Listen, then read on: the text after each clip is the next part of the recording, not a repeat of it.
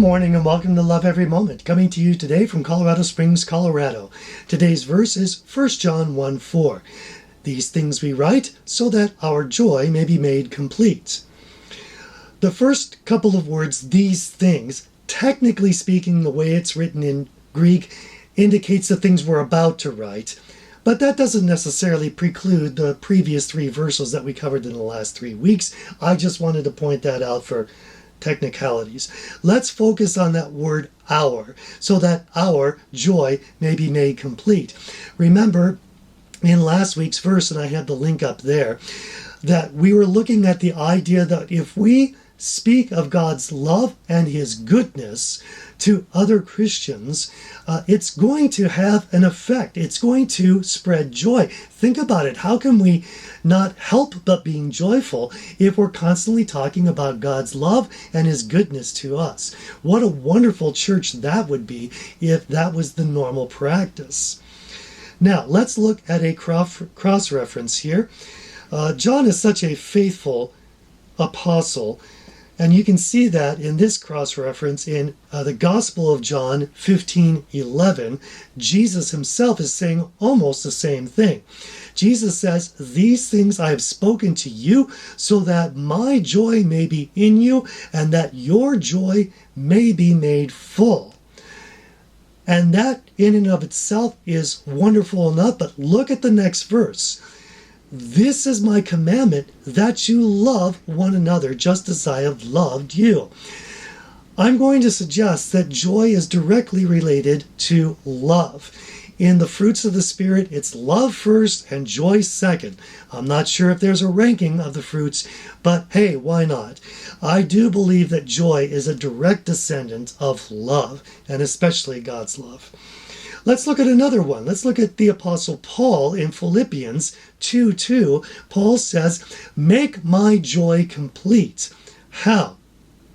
By being of the same mind, so that unity in the Christian realm, maintaining the same love, that we would have that communal love, united in spirit and intent on one purpose. And it should be obvious whose purpose that is. So back to our main verse, I'm not going to suggest that if there is a season of time when we're not joyful, that we're either mourning or we're just having some difficulties, that we've lost our salvation. No, I'm not going to suggest that. I myself lost my best friend about 2 months ago, and I'm still mourning for that. But it should be obvious that in general we should be Christians that go around with joy, and it should be very apparent.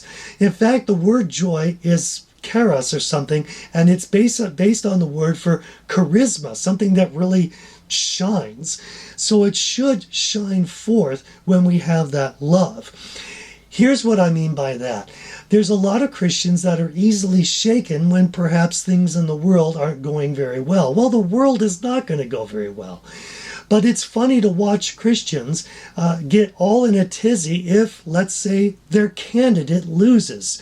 Oh my gosh, the world is coming to an end, and God is certainly not on the throne. Well, what do you mean? Of course God's in control. And this is the world. Who cares about the candidate, you know? Yes, maybe it's not the best candidate, but you know what? God can work whether there's a Republican or a Democrat in office. Trust me, he's better than that.